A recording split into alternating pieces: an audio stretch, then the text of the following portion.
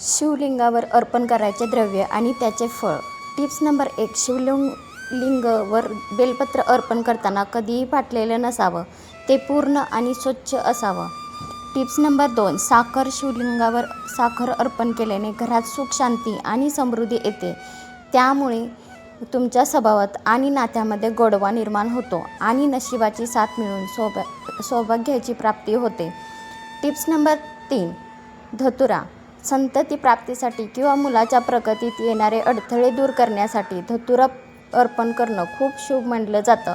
यामुळे संतान सुख मिळतं आणि कुंडलीतील पितृदोषाचा प्रभावही कमी होतो. Tips number 4. दूध. महादेवाला दुधाचा अभिषेक केल्याने मन शांत आणि स्थिर होते. ज्यांना खूप जास्त ताण किंवा चिंता असते त्यांनी यातून मानसिक शांती मिळते आणि घरातील कलहही दूर होतो. Tips number 5. विलायची म्हणजेच वेलची. आर्थिक चणचण किंवा गरिबी दूर करण्यासाठी विलायची अर्पण करावी. यामुळे घरातील गरिबी कमी करण्यास मदत होते आणि उत्पन्नाचे नवीन स्रोत निर्माण होऊन आर्थिक श्रेय लाभते. Tip number 6. गायीचे तूप. शुद्ध देशी तूप अर्पण केल्याने शरीराला बल आणि तेज प्राप्त होते. जुन्या आजारापासून सुटका मिळते, शारीरिक शक्ती वाढते आणि व्यक्तीला दीर्घ आयुष्य लाभते. Tip number 7. केशर. पती पत्नीमध्ये वारंवार वाद होत असतील किंवा प्रेम कमी झाले असेल तर केशर अर्पण करावे. यामुळे वैवाहिक आयुष्यातील दुरावा संपून दाम्पत्य जीवनात प्रेम आणि विश्वास वाढतो. Tips number 8. मध. शिवलिंगावर मध अर्पण केल्याने वाणीत माधुर्य येतं. तसेच यामुळे तुमच्या व्यक्तिमत्वात एक वेगळं सौंदर्य आणि आकर्षक निर्माण होते. समाजातील तुमचा मान सन्मान वाढवण्यासाठी हे फलदायी ठरतं. Tips number 9. अक्षदा म्हणजेच तांदूळ. अखंड तांदूळ जे तुटलेले नसतील अर्पण केल्याने भगवान शिव अक्षय धन देतात. यामुळे घरात धन धान्याची कधीही कमतरता भासत नाही आणि लक्ष्मीचा वास कायम राहतो. बेलपत्र वाहण्याचे नियम आणि पद्धत. Tips number 11. बेलपत्राला एका देठाला 3 पाने असावीत. एक पान तुटलेलं असेल तर ते वाहू नका. Tips number 11. पानावर पांढरे डाग किंवा छिद्र असतील तर असं पान पूजेत वापरू नका. Tip number 12. बेलपत्र वाहताना पाण्याची गुळगुळीत बाजू शिवलिंगाला स्पर्श करेल अशा पद्धतीनं ठेवा. Tip number 14. बेलपत्राचं देठ आपल्या बाजूला न ठेवता समोरच्या बाजूला ठेवावं. Tip number 15. सोमवारी बेलपत्र तोडू नये. ते नेहमी आदल्या दिवशी तोडून ठेवावे. Tip number 16. चतुर्थी, अष्टमी आणि एकादशी या दिवशीसुद्धा बेलपत्र तोडणं टाळावं. Tip number 17. पानावर ओम नमः शिवाय किंवा राम लिहून वाहिल्याने अधिक लाभ मिळतो असं म्हणतात.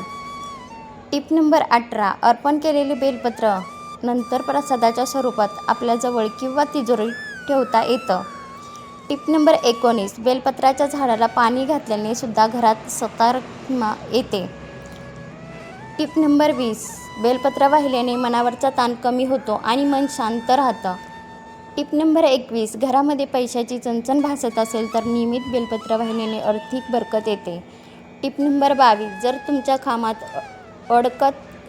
अडखळत येत असतील तर महादेवाला बेलपत्र अर्पण करा. कामातले अडथळे दूर होतील. Tips number 23. घरामध्ये सुख आणि शांती टिकून राहण्यासाठी रोज किंवा दर सोमवारी बेलपत्र वाहवावे. Tips number 24. मनातील भीती घालवण्यासाठी बेलपत्राची पूजा खूप फायदेशीर ठरते. Tips number 25. मुलांच्या अभ्यासात एकाग्रता वाढवण्यासाठी त्यांच्या हातून महादेवाला बेलपत्र अर्पण नक्की करून घ्यावे.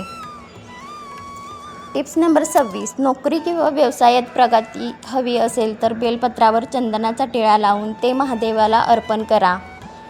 Tips number 27. कुटुंबातील सदस्यामध्ये प्रेम वाढवण्यासाठी बेलपत्र वाहणे उत्तम मानले जाते. Tips number 28. बेलपत्र अर्पण केल्याने आपल्या हातातून कळत नकळत झालेल्या चुकींची माफी मिळते.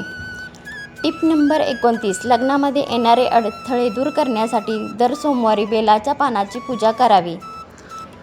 Tips number 30. समाजात मान सन्मान मिळावा असं वाटत असेल तर महादेवाची बेलपत्र सेवन करावे.